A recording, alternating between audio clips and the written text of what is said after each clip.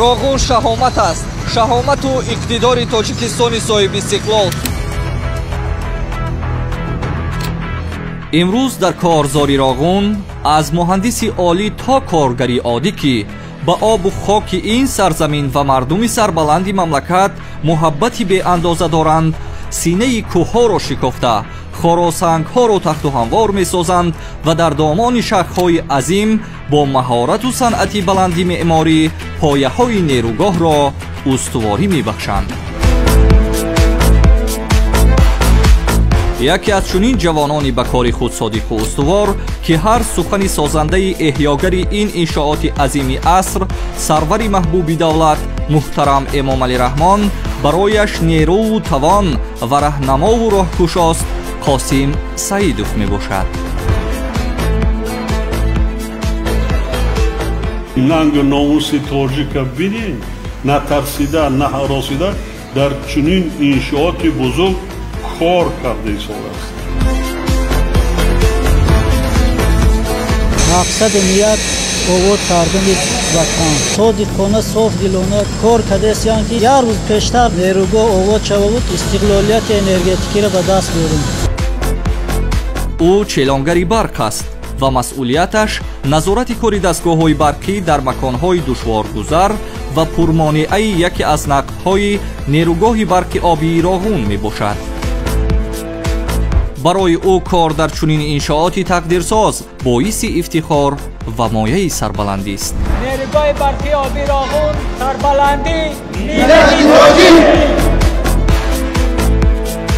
ин ва дигар қиссаву наворҳои диданӣ дар барномаи навбатии Набзи Роғун.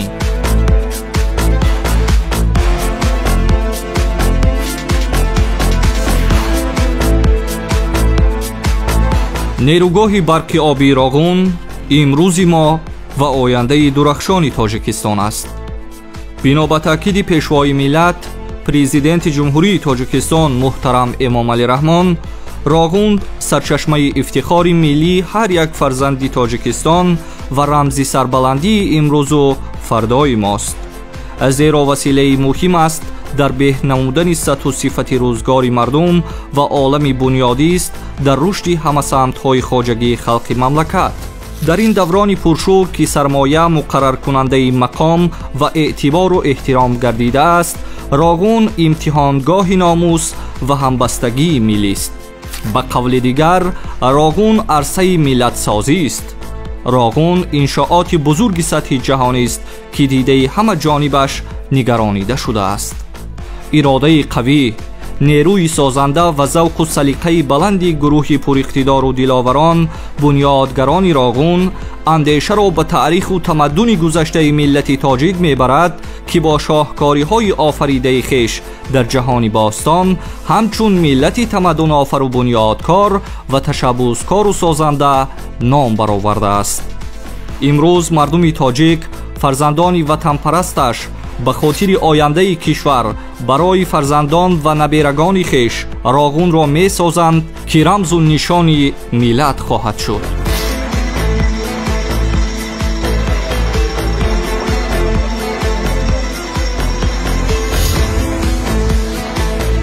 воқеан месазад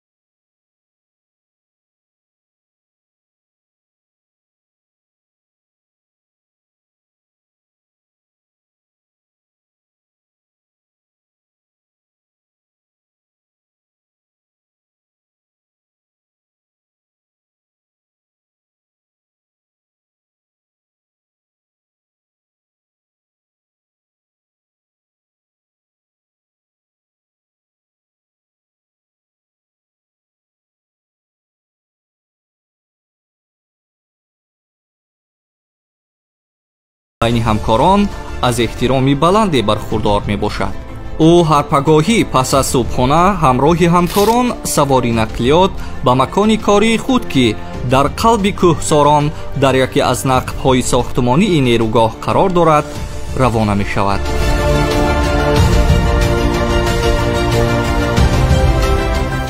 ин нақби сохтмонии С4 аст ки ҳамарӯза қаҳрамони барномаи мо корро маҳз дар ҳамин ҷо оғоз мекунад.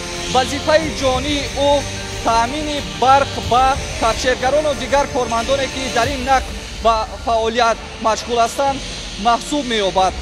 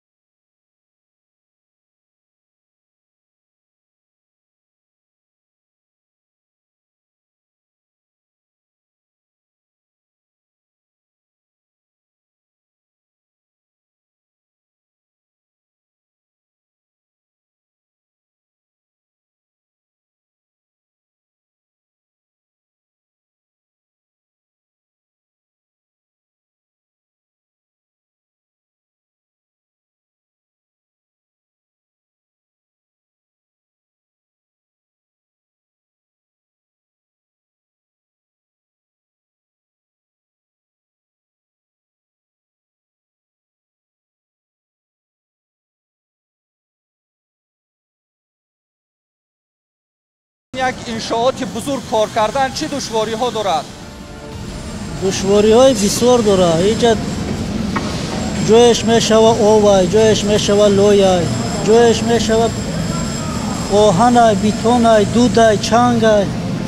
аммо ҳама содиқона, софдилона кор кардесиянд ки як рӯз пештар ҳамин нерӯгоҳ овод шава буд, истиқлолияти энергетикиро ба даст биёрем. тавре мо дидем бисёр ба ҷойҳои душворгузар шумо ҳаракат карда назорати барқро барои кафшергароне ки инҷо мо мебинем кор карда истодаанд таъмин мекунед барқро ба онҳо. ягон тарсу ҳарос ҳангоми иҷроиши уҳдадориҳоятон шуморо фаро намегирад? дар рӯзҳои аввал тарсу ҳарос буд ки оҳиста оҳиста омӯхта мешид дар байни бачаҳо. асосан бо свет кор кардан дар инҷа ҳамин гуна мураккабе ҳаст ки фақат электрик мекунад. барои чӣ ки шитое ки ту установка мекунӣ дар металл установка мешавад. барои ҳамин инҷа дар аҳамияту диққат хушрӯ мекунад. ӯ мегӯяд ҳар як сухани созандаи эҳёгари ин иншооти азими аср, сарвари маҳбуби давлат муҳтарам Эмомалӣ Раҳмон бароям нерӯву тавон ва раҳнамову роҳкушост. шодмону сарфароз аз онам ки чанд маротиба бо пешвои муаззами миллат суҳбати самимӣ доштам ва ҳар сухани падаронаашон ба таври ҳамешагӣ дар хотираам нақш бастааст. ин таваҷҷӯҳ бароям арзиши бисёр баланд дошта, масъулияти маро барои анҷоми уҳдадориҳоям дар бунёди ин нерӯгоҳи азим даҳчанд афзун месозад, мегӯяд Қосим Саидов. вақте ки мара дар ҳаминҷа якум бор вохӯрдам, вақти сурат гирифтан гуфт ки ҳама каса қалпасои пеш буромадам, дидум вой ин дар инҷа чӣ мекунад қаду баъд. роҳбари ширкат, роҳбари корхона гуфт ки ай ҳама пешқадам коргари мо ҳамин ай дар кадом ҷое ки тангу торик аст ҳамин даромада равшан мекунад ҳамун дора. соли гузашта омада будам, сохтмончиҳо қади суҳбат кардам. аз байни сохтмончиҳо як бачак биромад, сарашда каска. Мафтам, эй бача, ма чӯ биромадӣ, ту сивича мехонӣ? Гуфт, ма сохтмончиём.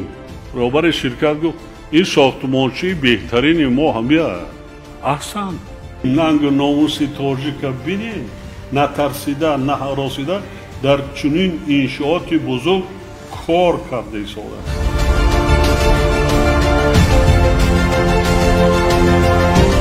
ҳар касе ки аз дили нияти соф ва нияти хайр кор кунад, худованд онро ба қуллаҳои баланд мерасонад.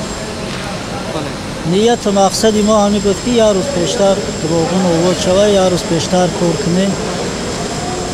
воина кора диде дураи кор чӣ гапи кор аст.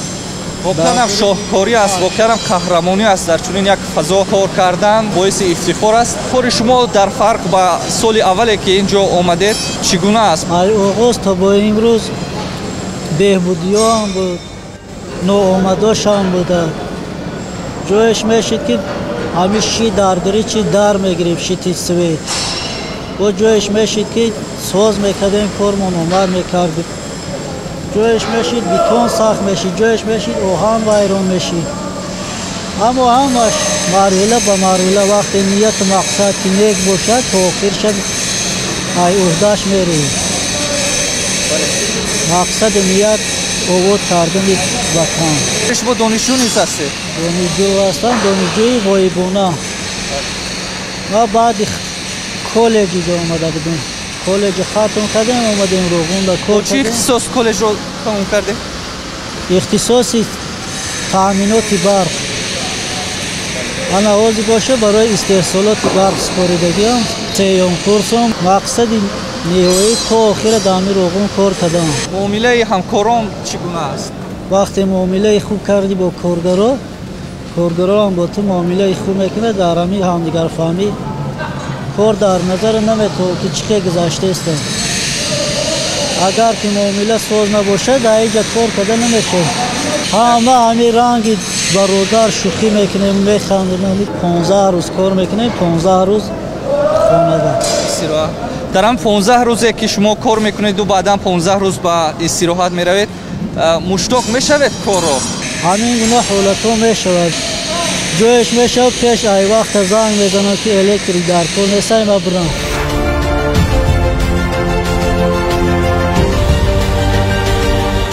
ҳамкоронаш қосим саидовро як нафар инсони беозор ва хушмуомилагу масъулиятшинос медонанду доштани чунин рафиқеро дар канорашон мояи хушбахтӣ меҳисобанд.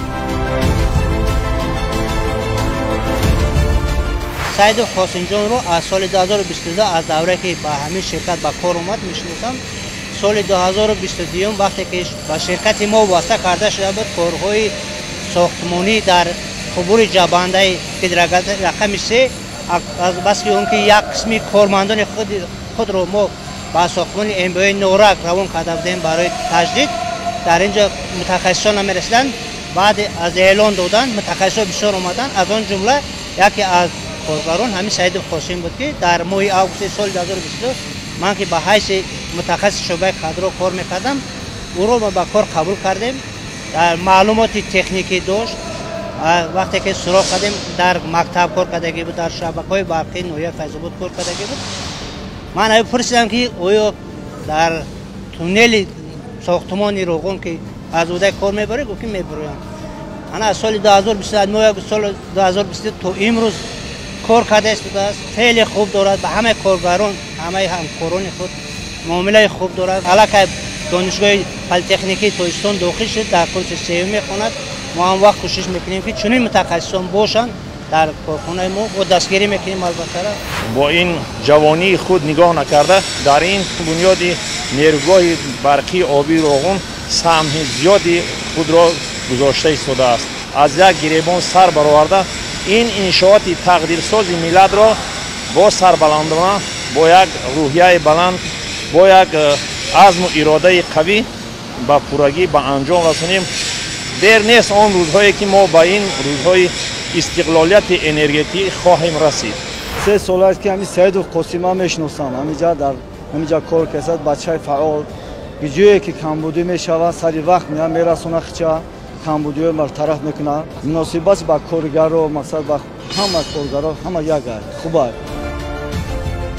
бахши сохтмоние ки қосим саидов бо ҷамъи ҳамкоронаш ба таври шабонарӯзӣ дар бунёди он фаъолият мебаранд, ин нақби сохтмонии қитъаи 4 нерӯгоҳи барқи обии Роғун мебошад. нақби сохтмонии қабати 4 аз шохаҳои А ва Б иборат буда вазифаи онҳо тақсим намудани ҳаҷми об ва паст кардани шиддатнокии ҷараёни он мебошад. иншоот ба истиснои баромадгоҳ 1770 метр дарозӣ дошта قطرش 15 متر را تشکیل می دهد و اقتدار آبگذرانی آن 3500 متر مکعب در یک ثانیه می باشد. то имрӯз бо азму иродаи хастанопазири коргарони нақби мазкур корҳои бетонхобонӣ 1271 метри мукааб, корҳои кафшерӣ наздики 500 метр ва васлу насби варақаҳои оҳанин ба пуррагӣ ба анҷом расидаанд.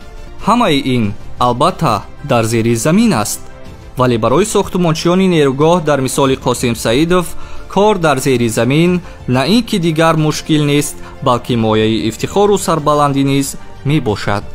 ӯ намунаe аз ҷавонони содиқи ватан ва дӯстдори обу хоки меҳан аст ки ҳам бо сухан ва ҳам дар амал бо заҳмату арақи ҷабини хеш ин самимияту садоқатро нисбат ба ватан модар исбот месозад.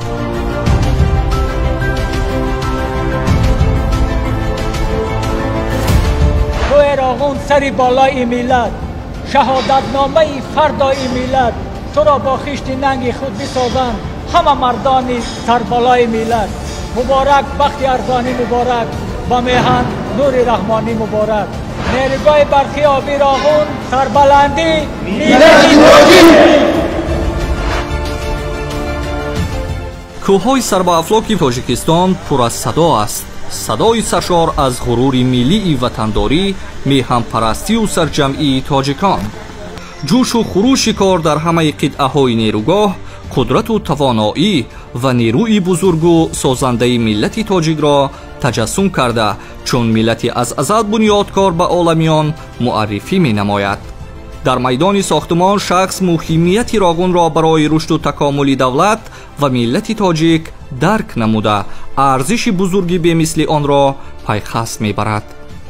انا این نفر امیرخان جلیلوف مهندسی پرمگر می باشد. او نزدیک 15 سال می شود در نیروگاه برق آبی راغون طریق تکنیکای پرمگری سینه کوه ها را شکافته احتمالیت لغزش کوهپاره ها را برطرف می نماید. امیرخان جلیلوف در طول فعالیت پرثمر و افتخار بخش خویش در این کارزار ننگ و ناموس ملت در دامن کوههای خطرزا در برابر صدها فرزندان برومندی میهن با شجاعت و دلاوری پایه‌های نیروگاه را استواری میبخشند. در نظر اول کاری او تا اندازه ساده و سبک مینماید، اما برای شکافتن یک نقطه از این کوهپاره عظیم که طبق نقشه از 25 تا 40 متر درازی را در بر میگیرد کار است بسا مشکل و زحمت طلب. امیرخان جلیلوف میان همکاران با مهربانی و فروتنی از احترام شایسته برخوردار است. او در سمت کار خویش شاگردان نیز آماده میکند که الکی چندی از آنها مکانیزاتوران حرفه‌ای گشته در بنیاد نیروگاه خدمت پرثمر مینماید.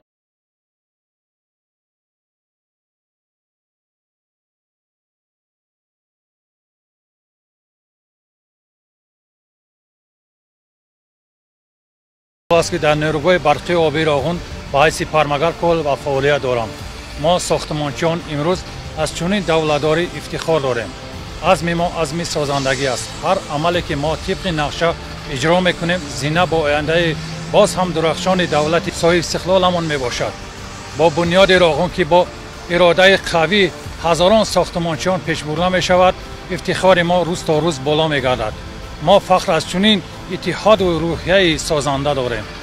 وعده میدیم این نیروگاه برقی آبی راغون را با سر بلند با انجام میرسانیم.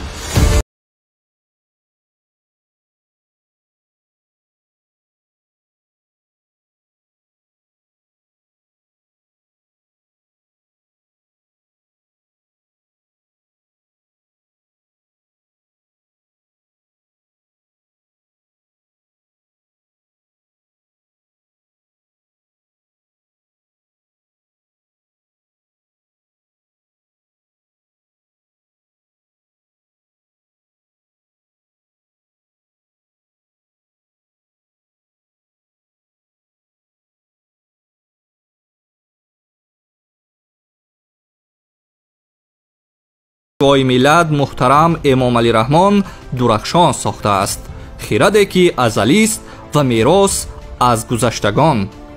با وجود آوردن بحر صنعی در موضع تیزاب و پرجوش و خروش دریای وخش و از آن استحصال نمودن جریان برقی قدرت طلب میکند. ناترسی و اراده مستحکم و باوری به آینده نیک باید داشت. که به چنین عملی باور نکردنی دست زد.